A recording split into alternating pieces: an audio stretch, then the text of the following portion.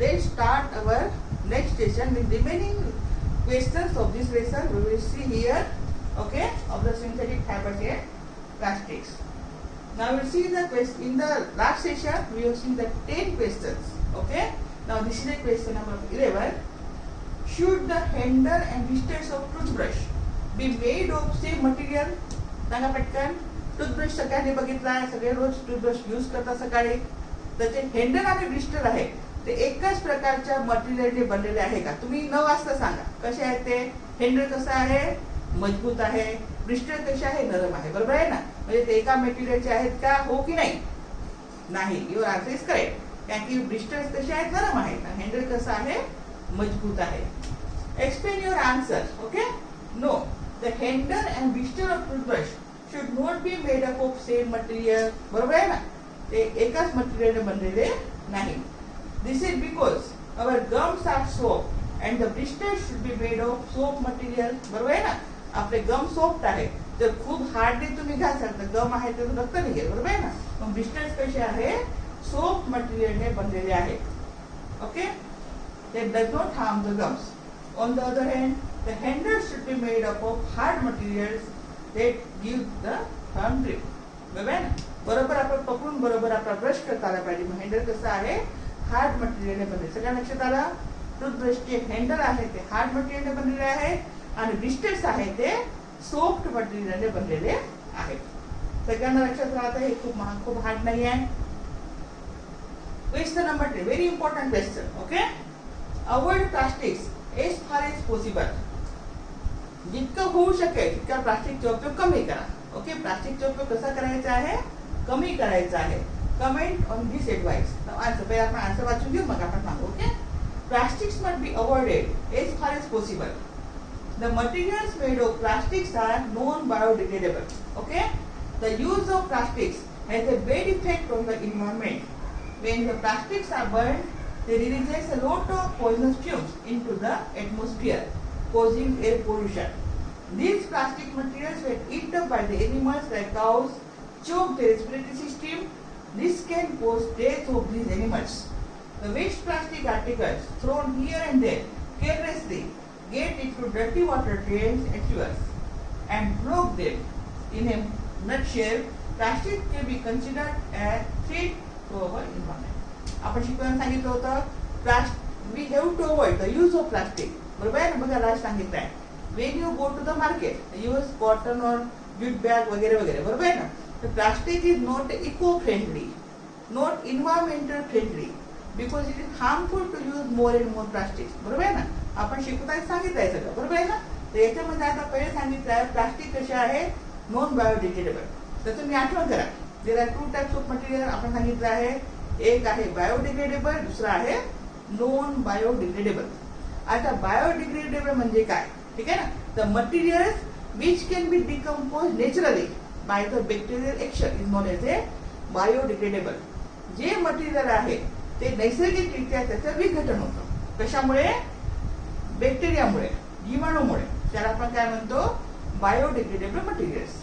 आणि non biodegradable म्हणजे काय होतं? The materials which cannot be decomposed naturally by the bacterial reaction is known as a non-biodegradable.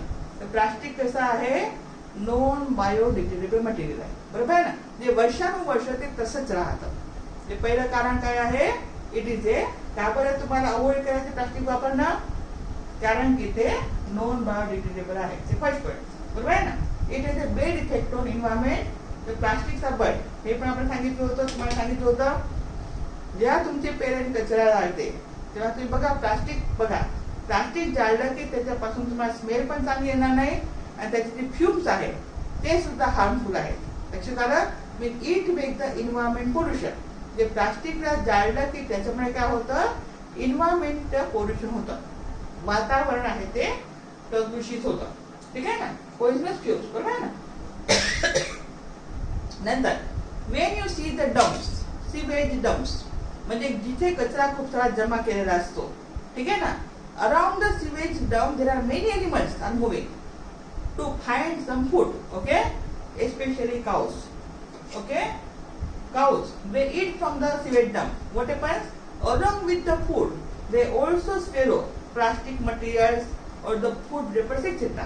Food wrappers हे प्लास्टिकचे असतात आणि जनरली आपण बघा घरी काय करतो, आपलं अन्न उरलं आहे तर आपण डायरेक्ट डस्टबिन मध्ये टाकत नाही. काय करतो आपण, त्याला प्लास्टिकच्या याच्यामध्ये टाकतो, नंतर त्याला डस्टबिन मध्ये टाकतो. ठीक आहे, तुमच्या आईला विचारून घ्या घरी.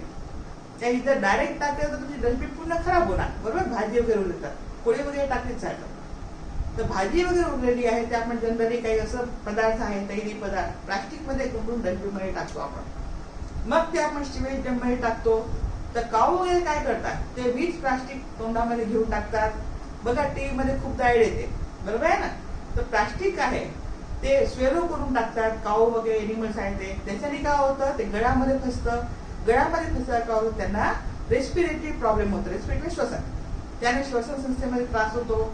कधी कधी त्याच्या स्टमकला पण थोडंसं अल्सर सारखं होतं. स्टमकची स्किन आहे ती थोडीशी हे होऊन जातं. ठीक आहे ना. It damage the digestive system of the cows, respiratory system of the cows और the animals who eat these plastic materials, plastic or germs. Okay, this can cause the death of these animals. Okay, and नंतर plastics are light in weight. आपण शिकूया ना, plastics are light in weight. Okay, whenever you go to the shop, you always purchase some nut shell, wafers, etc., chips, etc. Okay, and when you eat it, when it becomes empty, you throw it. जेव्हा तुम्ही काही घेता, ते काय मला आता नाव नाही आठवत, चिप्स वगैरे मिळतात ना, 10 रुपयाचे पॅकेट, 5 रुपयाचे पॅकेट, बिस्किटचे पॅकेट, उघडता रस्त्यामध्ये मस्त खाता खाता आपण जातो, बरोबर आहे ना, आणि संपलं की फेकून देतो. It should not be done because is a light in weight. थोडी हवा आली तर काय होईल, ते उडून कुठेही जाईल. मग खूप ठिकाणी असे सिवेजचे डेन्स असतात, ते तिथे क्लोप करेल, ते डेनला काय करेल, क्लोप करेल. क्लोप म्हणजे काय होतं, समजा तुम्ही लोक आता बाथरूम मध्ये आंघोळ करत आहे, तिथे छिद्राचे हे दिलेलं आहे, छिद्राचे ते दिलेलं आहे, तर काय होईल, त्याच्यामध्ये ते चोक होईल. तुम्ही शॅम्पू वगैरे यूज करा, शॅम्पूचे पॅकेट जर तिथे चोक झालं तर तुमचं पाणी त्याच्यामध्ये जाईल का, नाही जाणार. अशाच प्रकारे डेन मध्ये होतं. त्या डेन मध्ये काय होतं, ते क्लोग होऊन जातं, प्लास्टिक त्याच्यात फसून जातात. मग पाणी आहे ते सगळं वर राहतं आणि त्याच्याने खूप सारे रोग वगैरे वगैरे खूप सारा परिणाम होतो. सगळ्यांना माहिती आहे ते, ठीक आहे ना. Therefore, plastic can be considered as a threat to our environment. It is not environment friendly. आपल्याला ते अनुकूल नाही जास्त. तुम्हाला माहिती आहे सरकार खूपदा प्रतिबंध लावते, ठीक आहे ना, प्लास्टिकचा यूज करू नका. पॉलिथिनवर खूपदा आपली प्रतिबंध आली आहे, बरोबर आहे ना. तर तरी प्रकार होतो. आपल्या इंडियामध्ये पॉलिथिनचा बंद झाला का नाही, काही दिवस झाला होता, तर थोडे पॉलिथिन कोणाला दिसलं तर 5,000 दंड केले त्याला. दुकानवाल्याने दिलं त्याला पण 5,000 दंड लागला. पण काही दिवसांनी आपण पुन्हा चालू केलं. आपण जाताना बरोबर प्लास्टिक घेऊन जातो, दुकानवाले सुद्धा आपल्याला देताना बरोबर प्लास्टिकच्या याच्यामध्ये देतात, बरोबर आहे ना. जे प्लास्टिकवर प्रतिबंध आहे ते खूप कडकपणे लावला तरच प्लास्टिकवर प्रतिबंध आहे तो देऊ शकतो. पॉलिथिन वगैरे वगैरे सगळं.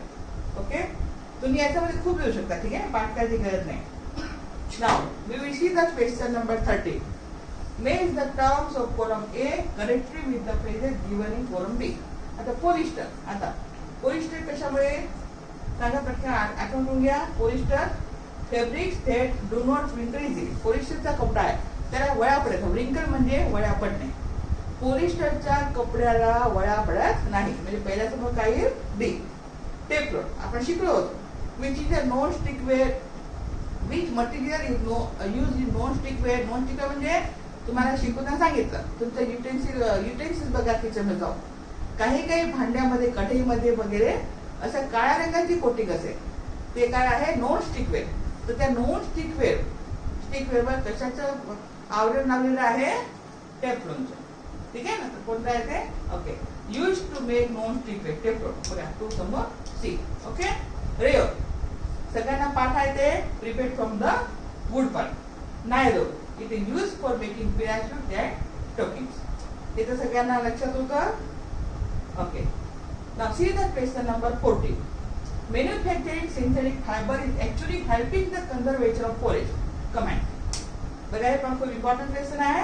In the manufacture of synthetic fiber, we use only chemical substances and no natural material. Thus, in turn, we conserve forest. बरोबर आहे ना. बघा म्हणजे दोन्ही बाजूनी आपण डिप्लोमॅटिक काम करतो, बरोबर आहे ना. जे आपण जेव्हा सिंथेटिक फायबरचा जास्त उपयोग करतो ते आपण जंगलला वाचवतो, काय करतो, deforestation is not deforestation is reduced, बरोबर आहे ना. कारण की आपण नैसर्गिक वस्तू वापरायच्या म्हटलं तर जंगलातून वस्तू मीठ वापरणार, बरोबर आहे ना. तर आपण ज्या सिंथेटिक वस्तू जास्त वापरतो तर आपण फॉरेस्टला कन्झर्व करतो, म्हणजे फॉरेस्टला सांभाळत आहे. ओके, समजलं सगळ्यांना प्रश्न. We use only chemical substances. आपण फॉरेस्ट मधून वस्तू घेत नाही. जनरली खूप सारे केमिकल्स फॉरेस्टमधून मिळतात, पण आपल्याला झाडं कापावे लागत नाही, ठीक आहे ना. त्याच्यामुळे आपण फॉरेस्टला काय करतो, कन्झर्व करतो. Now question number 15. Describe an activity to show that thermoplastic is a poor conductor of electricity. हे तर सगळ्यांना माहिती आहे. प्लास्टिक कसं आहे, poor conductor of electricity. See answer. Arrange a circuit as shown in the given figure. Leave a gap between two ends of the wire. Place the thermoplastic in gap. Observe the bulb. It is observed that the bulb does not glow. This shows that thermoplastics is a poor conductor of electricity. आपण जर साखळीमध्ये activity केलेली आहे, बरोबर आहे. साखळीमध्ये बघा आपण एक sale घेतला होता, बरोबर आहे ना. मग त्याला दोन वायर जोडलेले होते, एक बल्ब लावला होता आणि मधातून दुसरा वायर तोडून टाकला होता. मग काय केलं होतं, त्या दोन तुटलेल्या वायर मध्ये आपण अलग अलग वस्तू ठेवून पाहिल्या. जी वस्तू ठेवल्यावर बल्ब लागत होता त्याला काय म्हटलं होतं आपण, good conductor of electricity.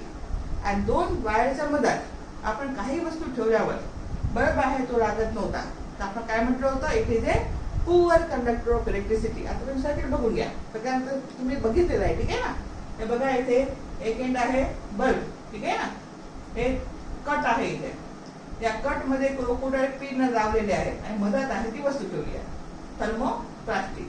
Thermoplastic झाल्यावर बल्ब लागेल का सांगा पटकन. थर्मोप्लास्टिक सॉरी प्लास्टिक ठेवल्यावर बल्ब लागेल का, नाही.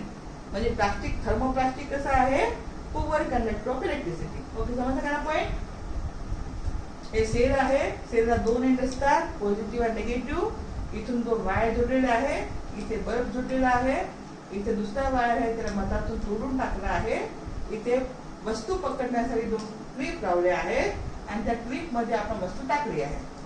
जर तुम्ही या प्लास्टिकच्या जागेवर लोखंडाचा खिळा ठेवाल तर बल्ब लागेल, म्हणजे लोखंड कसं आहे, गुड कंडक्टर.